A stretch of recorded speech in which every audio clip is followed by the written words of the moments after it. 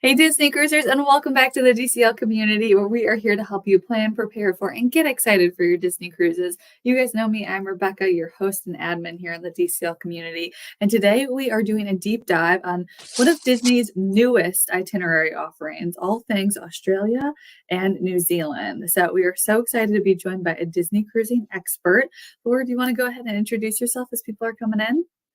Sure. I am Laura with Fairy Tale Journeys by Laura, and hi to all my Australian clients if you're watching, because I have a bunch of those who have been enjoying the Disney Wonder out there this season. Um, so throw out your questions. Yes, I was going to say this is interactive. So if you guys have any questions, whether you're booked on an Australian cruise for this season, if you're thinking about one for next season, let us know about any questions that you have. Laura is here to help. And as you know, she is a travel agent and she can help with planning your cruise, with answering all your questions on everything from stateroom selection to port adventures, you name it. Her planning services are totally free for you to use. So feel free to reach out. But I feel like that's a pretty good place to start is, with planning a cruise. I think a lot of times people assume that, oh, if I'm an Australian resident or New Zealand resident, then can I work with a US travel agent? Oh, absolutely. Absolutely. I mean, understand it's in US dollar, um, but it converts on your credit card to AUD. But yeah, I help clients all over the world. Disney Cruise Line is US based, so we can definitely book a client in any country. Yeah. And I was going to say, I know there's lots of questions that we've gotten on time zone, so we'll make sure to get to that. But let's go Okay. ahead and talk about. So let's see, you mentioned which Disney ship is it that's sailing from Australia? Yes. So in Australia, it's the Disney Wonder who goes out there and does all those wonderful itineraries. And she's beautiful and she leaves right from Alaska and Yeah. shoots over to Hawaii and then out to Australia. So that is your ship if you are out there.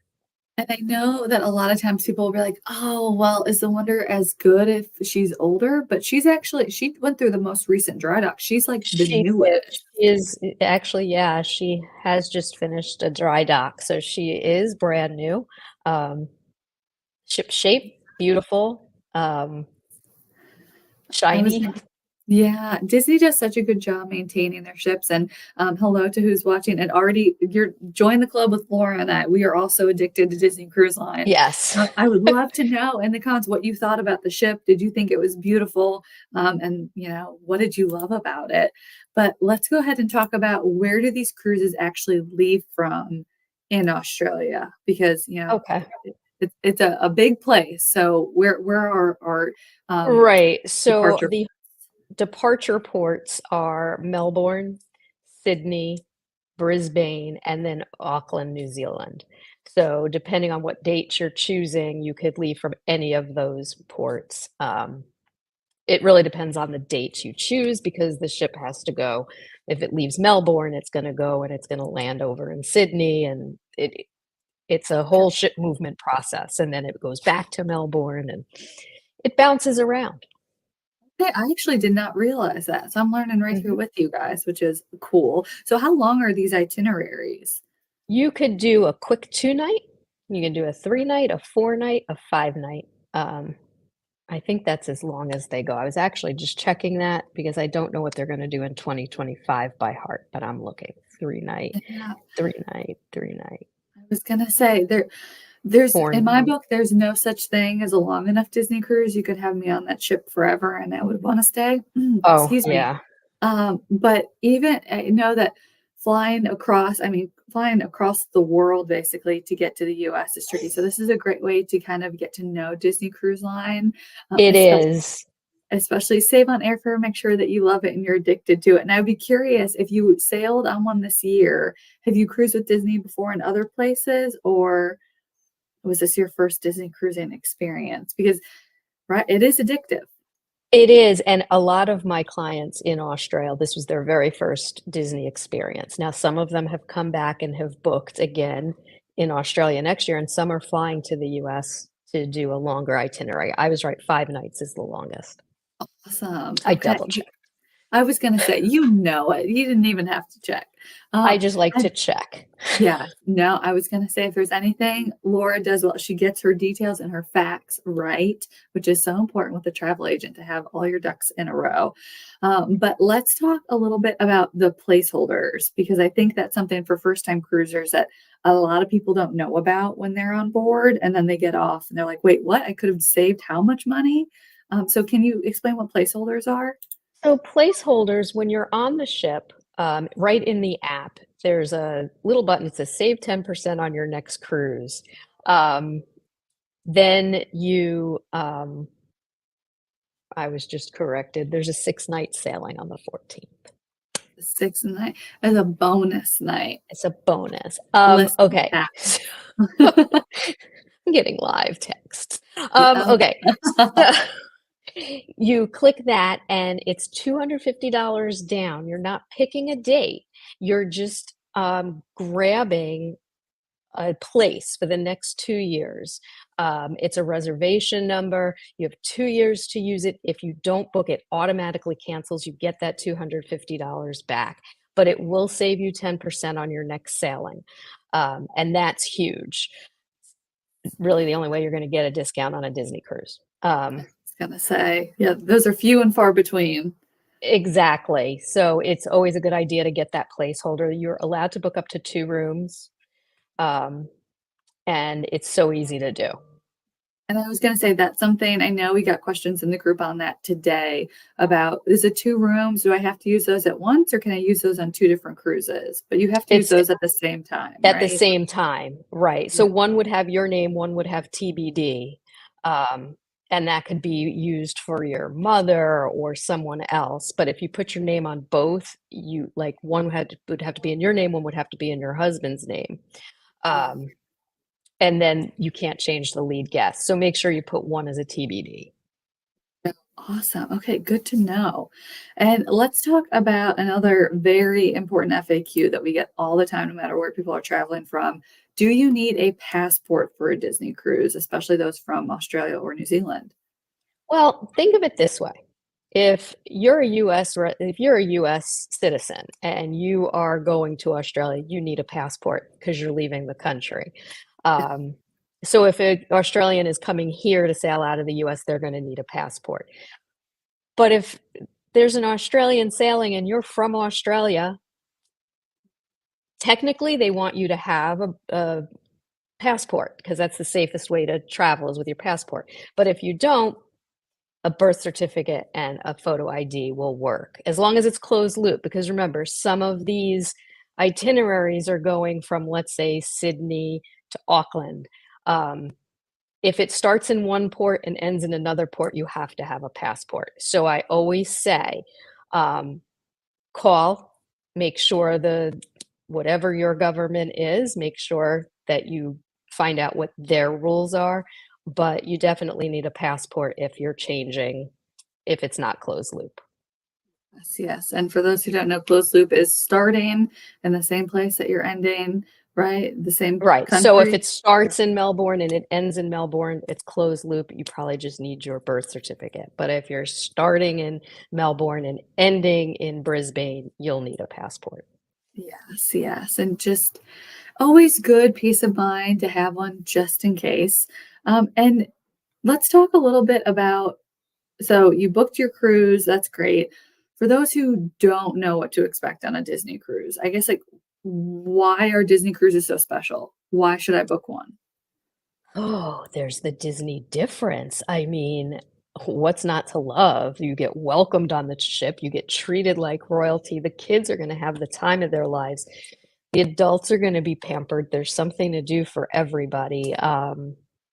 Oh my gosh. I know. I feel like we could do a whole live event We on could just do a like, whole, exactly. Like right? there's just, I could go on and on and on about the reasons you would do this.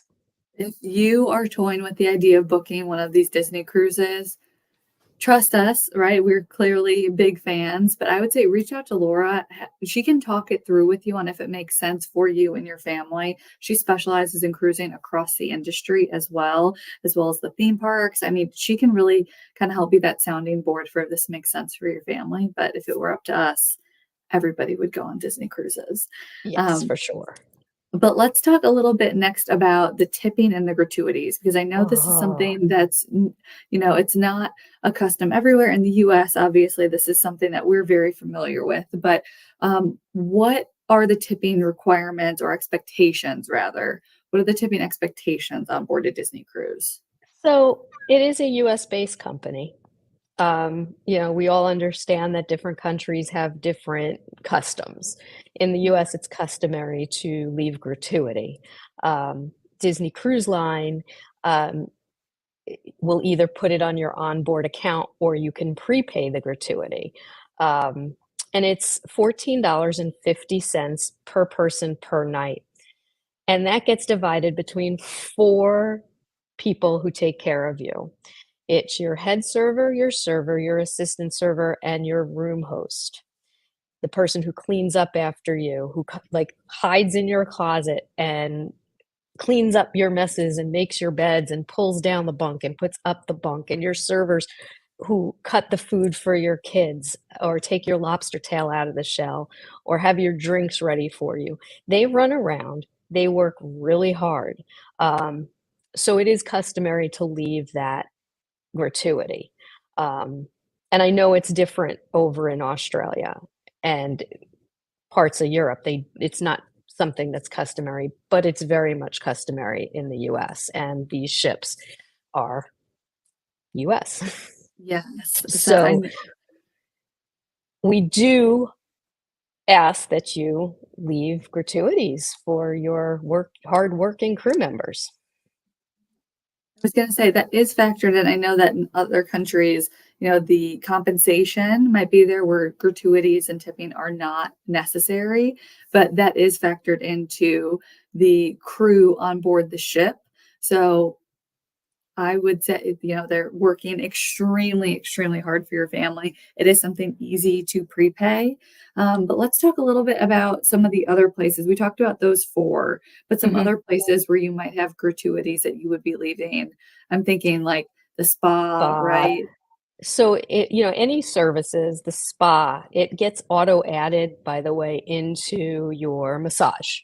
It will be automatically a percentage will be added to the total, and there's always a line to add extra gratuity. You don't have to, but you can. So that's an area where you might consider leaving an extra tip if you found that your massage or your pedicure, or your facial, whatever, was above and beyond expectation. If not, there's the standard percentage on there. Same with the bartenders and the drink servers on the pool deck, for instance. If you order a drink, it's auto added onto there, but there's always a spot to add a little extra.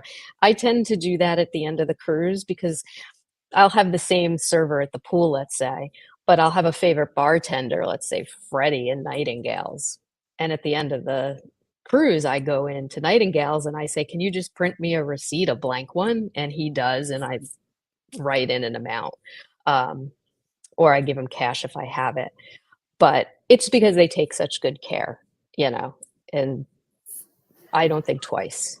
Yeah, I was going to say these people are working so incredibly hard to make sure that you have a fantastic vacation. And if you have any questions on that, feel free to reach out to myself or Laura. We are happy to help. But that is something that you can prepay for, and then anything that you were to purchase on board that service based would have that additional amount just automatically added in. And like Mhm. Laura said, you can always add more if you are getting service that is above and beyond and it's just wowing you. You are allowed to give more. And let's talk about the currency on board, because I know that's a question we've been seeing a Mm. lot of too, is do I need to bring US dollars, Australian dollars? How does this all work? Well, it's kind of cool in that it's a cashless ship. So everything goes to your credit card and it's going to go in US dollar, but it's going to be converted by your credit card into AUD or pounds or wherever you're coming from. It is going to be USD though. And in the ports, they'll take local currency or your credit card. That's always a given. But in terms of the ship, when your credit card's attached to your room, yes, it's USD, but your credit card does that conversion for you. Yeah, I was gonna say I have not felt a ton of need to carry cash around the ship. I know that personally, if we're dining in, breakfast or lunch dining room, we might have some cash around for our servers, because they're not our regular servers. Mhm. But as your dining team, your stateroom host, drinks around the pool, you don't need cash for any of that. It's all through your Right. Cuban World card. Right. And I mean, if you're in Australia and you're using, the porters are taking your luggage, obviously they're local, so you'd probably give them AUD, But on the ship, you don't need to worry about cash. Yes. And let's talk about some of these fun activities, right? Some of them do require being booked ahead of time. Some of these excursions, some of these onboard activities. What time zone are these? Are these local Australia times? Because there's a bunch in Australia. Is it US? When do I need to set my clock for? You need to be on US time, Eastern time. So the same time it is here in Florida right now. It's 7:20 p.m. here. It goes by this time, Eastern Standard or Eastern Daylight, whether, it's fall or or summer here. Yeah. Eastern time, is what you need to be looking at. Um, I know we're on total opposite ends of the clock. Um, I'm sleeping while my clients are wide awake. I think midnight here is easier for you guys in Australia to be up. Um, but it is midnight here, Eastern time. That's when you get to book your activities. Everything is here in Florida. And what about for your check-in? Is it the same for check-in? Same for check-in. Okay. And what's the difference between what I'm doing on my check-in day versus what I'm doing on the other day? Okay, The so on your check-in day, it's gonna be you're literally checking in. You're gonna have your copies of your pictures of your passport or your birth certificates. This is where you're gonna go through, put your credit card on, how you're getting to port, picking your port arrival time, pre-registering the kids for the kids club, if that's the case. Um, and that same night or 30 days before, for new cruisers, that's who I'm pretty much talking to right now. New cruisers 30 days before is when you check in, but it will also be when Royal Gathering opens for you to meet the princesses. right. So that is also happening on the same night that you check in if you're new. Um, if you're not new and you're silver, for the person from New Zealand who's already booked and caught the DCL addiction, you're silver, so you will be able to check in before your 30 days. Which is good. You'll have 2 separate days. Your activity window that opens up based on castaway status, that is where you're strictly picking onboard activities and port adventures. Those are the differences in what happens at what time frame at midnight. And Do you what port adventures are being offered right now on these sailings? I have to do a deeper delve into the port adventures, but it looks like there's tons of city tours and tons of nature things. Like it's all Very about cool. Australia. I know the Opera House is in play, and So cool. So if I'm debating, let's say I'm a US citizen who's mhm. always wanted to go to Australia. When I say if, I mean I am a US citizen and I've always wanted to go to Australia. If I'm debating, do I do a cruise? Do I do Adventures by Disney? Like how would you talk through that with your client? It's a long flight. Yeah. It's a very long flight. So, to my US citizens who are considering going to Australia to do this, I would do land, sea, and time it so that you could do an ABD Australia with the Disney cruise. Since it's a shorter cruise, you could definitely do a land tour or a short escape through Adventures by Disney, and then you'd get to see everything instead of spending all that time in an airplane to get on a 2-night cruise. It's a long flight for us, so Yes. Yeah. I was gonna say a long flight, oh, just across the board. So what about the repositioning cruises? Are those worth it and are those fun? That seems like a lot of days at sea, that's heaven to me. right? I agree. I'm considering one. Are you kidding? Yeah, so it also stops at Fiji and some of the most amazing places that are on my bucket list. Great. I would totally do that Trans-Pacific crossing. Oh, It in a looks heartbeat. it looks amazing. And if you don't like flying, that's the perfect way to get from At least continent to one continent. way. Yes. Yes, right? You'd have to stay in Australia for the whole season and then come back. And I might speaking of, consider it. when are these sailings happening? Is it all year? No, no, no, no, no. They're very, it's so, no, no, no, no, no. So we're just finishing the season now. It picks up again. So it's January, February, March this year, and then it comes back at the end of the year, at the end of 2024. So December, they come back. Okay, So good to it's know. very much seasonal. And are there still openings for this year and for December? Or Yes, we can still get you on board. There's still okay, openings. good to And then know. there's, And 2025, yes, January, with February. the promotion for the reduced placeholder, The reduced deposit, deposit. Thank 50% off you. deposits still, yes, and they do count all the Ooh, way through okay. May of 2025. So come on, Australia. Yeah, that would be awesome and a great way to pace out the payments over a longer period Yep, of time, which is you have great. plenty of time. And okay, so this will be one of my last questions for you. I'm sure I'll Okay, come up with more, but that's if fine. I am thinking about a Disney cruise and I am an Australian or New Zealand resident, is it worth it for me to do one in Australia, or am I going to get the real experience only by going to the US or flying to Europe?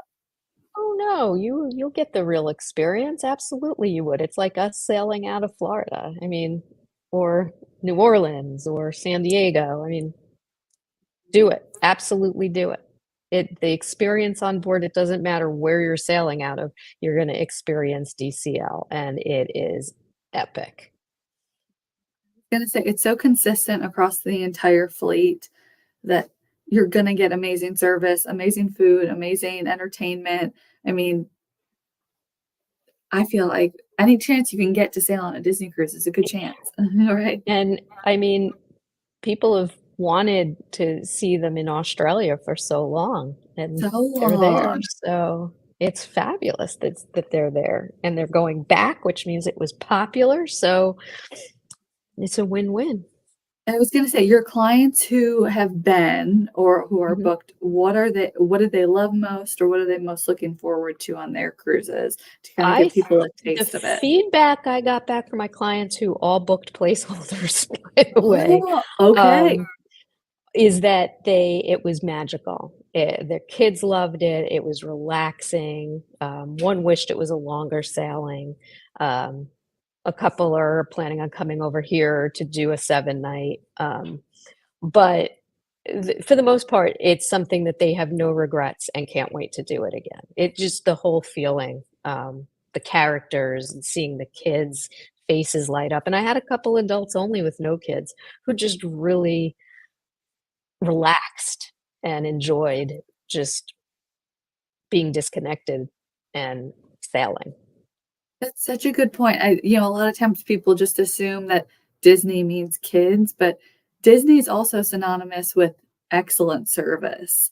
And that's why, I mean, so many adult only. I mean, I'm going on a cruise soon and it's just adults because we know that Disney is going to give you the best of the best when it comes to cruising and vacation experience. So I'm glad that your adult clients had that same experience on Mhm. board. which is nice Over. because it just doesn't mean I'm, you know, Disneyfied. If Yeah. people see it.